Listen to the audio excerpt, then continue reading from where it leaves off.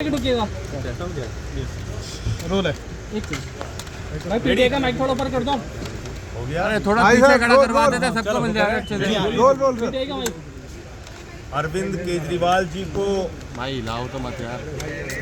आज जमानत मिली है और ये जमानत इस बात का संदेश है कि देश के अंदर न्याय व्यवस्था कायम है। एक झूठा, बेबुनियाद, फर्जी तथ्यों के आधार पर केजरीवाल और आम आदमी पार्टी की राजनीति को खत्म करने के लिए जो मामला बनाया गया था, भारतीय जनता पार्टी के द्वारा बनाया गया था, बीजेपी की सरकार के द्वारा बनाया गया था, आज उस अभियान पर, उस मुहिम पर, उस गंदी साजिश पर न्यायपालिका का तमाचा पड़ा है। ये सत्य की विजय है। हम बार बार कहते हैं कि ये तथाकथित शराब घोटाला, इसका ना सिर है ना पांव है। ये झूठ की बुनियाद पे तैयार किया गया है। इस पे ना कोई तथ्य है ना प्रमाण है। ये झूठ की बुनियाद पे तैयार किया गया है। और आज जो फैसला आया है, इससे न्यायपालिका के प्रति लोगों के मन में आस्था और विश्वास और मजबूत होगा। आज जो फैसला आया है, इससे देश के लोगों में खुशी की लहर है, दिल्ली के लोगों में खुशी की लहर है। आम आदमी पार्टी का एक एक कार्यकर्ता इस फैसले से उत्साहित है। अभी मैं केजरीवाल जी के परिवार से मिला। उनका परिवार, उनके बच्चे इस फैसले से बहुत खुश हैं। हम सब लोग आनंदित हैं। ये हम सब के लिए बहुत बड़ी जीत है, बहुत बड़ी विजय है और भारतीय जनता पार्टी के मुंह पर जोरदार तमाचा है।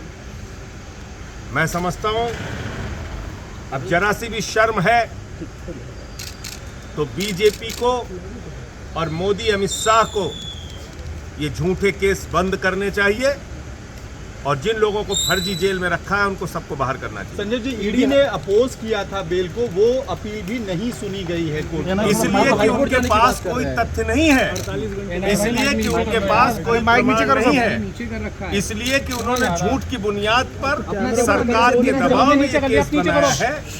इसलिए उनको कोई, उनकी बात नहीं सुनी गई न्यायपालिका में।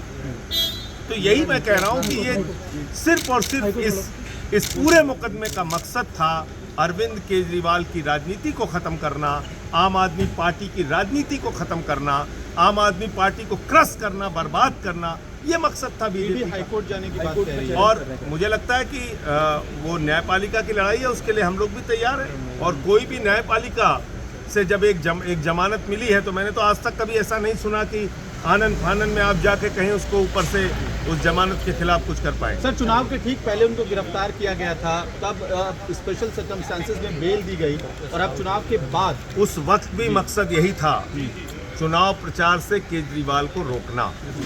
उस वक्त भी मकसद यही था, आम आदमी पार्टी को हराना और आम आदमी पार्टी को खत्म करना। तो इसलिए मैं कह रहा हूं कि ये मुकदमा ही पूरा झूठ की बुनियाद पे, झूठे तथ्यों के आधार पे, फर्जी तरीके से मामला बनाया गया है और एक एक आदमी को पकड़ के जेल में डाला। आप लोग ये भी कहते रहे हैं कि सारी गिरफ्तारियां चुनाव के लिए की जा रही थी। अब आपकी बात तो देता है कि चुनाव हो गए हैं तो गिरफ्तार। भाई ये तो साफ दिख रहा है ना, आप देखिए ना कि चुनाव संपन्न हो गया, चुनाव खत्म हो गया। अब दूध का दूध, पानी का पानी होगा। न्यायपालिका भी तो चीजों को देख रही है, न्यायपालिका भी तो देख रही है कि कैसे झूठे मामले बनाए गए हैं पूरी तरीके से। बीजेपी अभी करोड़ों के घोटाले की बात कर रही है, दावा कर रही है। देखिए, बीजेपी, मैं कहता हूं इस धरती पर पूरी दुनिया में सबसे भ्रष्ट पार्टी का अगर नाम है तो है भारतीय जनता पार्टी। भारतीय जनता पार्टी के लोगों को, प्रधानमंत्री नरेंद्र मोदी को भ्रष्टाचार का भा बोलने की भी हिम्मत नहीं होनी चाहिए। जितने देश के बड़े बड़े भ्रष्टाचारी हैं, सब प्रधानमंत्री मोदी जी के साथ हैं। जितने देश के बड़े बड़े भ्रष्टाचारी हैं, सब आज भारतीय जनता पार्टी के साथ हैं। चाहे वो अजीत पवार हो, छगन भुजबल हो, नारायण राणे हो, अशोक चौहान हो, हसन मुश्रीफ हो, नवीन जिंदल हो, हेमंत बिस्व शर्मा हो, मुकुल राय हो, जनार्दन रेड्डी हो, जितने भ्रष्टाचारी सब आज बीजेपी के और मोदी जी के साथ। पहले चुनाव से पहले मुझे लगता है